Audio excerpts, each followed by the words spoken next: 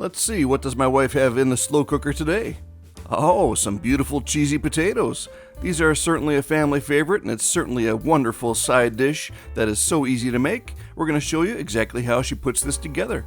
And as always, you can see the video description below to copy all the ingredients easily from there. The first thing into that slow cooker is 30 ounces of frozen, shredded hash browns. And I should certainly note here that the slow cooker is not on at this point. She's just getting everything ready. Next here we've got a 4-ounce stick of butter. She's going to quickly melt that in the microwave and then evenly spread that across those hash browns, just like so. Alright, she's got that nice and spread out. So now she's going to grab a large yellow onion and she's going to cut that until she gets to the good stuff. Cutting off both ends of that onion and then certainly removing the outer layers of the onion. Now we've got this, we can cut that into quarters, just like so. And then she'll bring it over to one of her absolute favorite tools in the kitchen. And we certainly do link directly to this in the description below. This is the Chop Wizard. And this is one of her favorite tools, like I said. She's gone through a few of these because, well, she's not exactly gentle with this thing. So let's just say we've gone through a few of those. She's added those diced onions into the pot. So let's grab 10 ounces of cream of chicken. And we'll add that into the pot as well.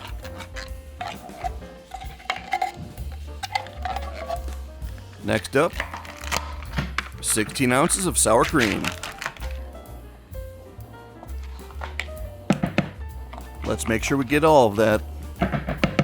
Half of this we need 8 ounce.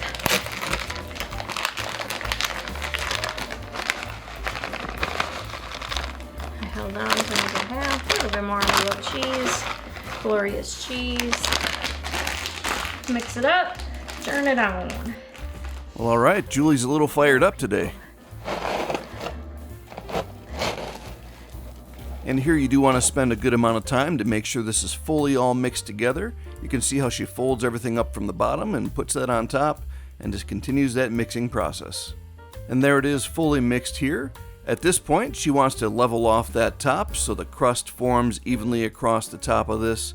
And then she does scrape the sides off as well, because otherwise that can get a little burnt on there and it can be a little tricky to remove. So she just scrapes that off the sides to avoid that burning. And when she's satisfied with that, she's going to put on that cover and make sure that's fully secured. And then she's going to cook this on high for about 3¼ hours. And now we're going to quickly fast forward until there's about 30 minutes left of cooking. She's going to grab a half a sleeve of crackers and crush those, while one of our daughters pops popcorn as we get ready to watch Survivor as a family. Alright, make sure that Ziploc bag is fully secured and put that rolling pin to use.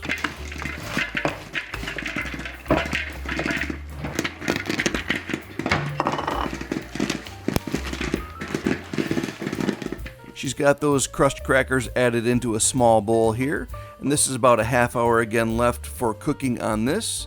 And it's starting to look like our daughters have just a bit too much popcorn in that popcorn maker. Never a dull moment here. And here she's adding 4 tablespoons of melted butter right over the top of those crackers. I don't ever make popcorn anymore, they do. Oh yeah, flip it upside down over there. She's fully mixing that butter into those crushed crackers, and I just wanted to give you a little insight on what happens behind the scenes as we're making these videos. There's always some type of chaos going on. And now she's going to bring those freshly buttered crushed crackers over to the crock pot. Well, actually, this is a slow cooker. It's not a crock pot brand. But she's going to spread that out across the top evenly as a nice thin layer. And that's going to create just a nice thin crust layer for a little bit of added crunch. And then 30 minutes here into our Survivor 49 episode, we'll be able to have some nice, fresh, cheesy potatoes. Any other Survivor fans out there? Let us know in the comments below who you think might win this season. It's always so interesting to watch play out. Alright, Julie secured that lid back on, and 30 minutes later, we've got our completed cheesy potatoes. Alright, let's dig in. And whether it be Thanksgiving, Christmas, or Easter, our family pretty much always has to have this as a side dish. If you enjoyed this, be sure to click that subscribe button. And here's another video of ours that you can take a look at by clicking right up there. And our family is just so thankful for you joining us today, and we look forward to reading your comments below. Until next time, God bless.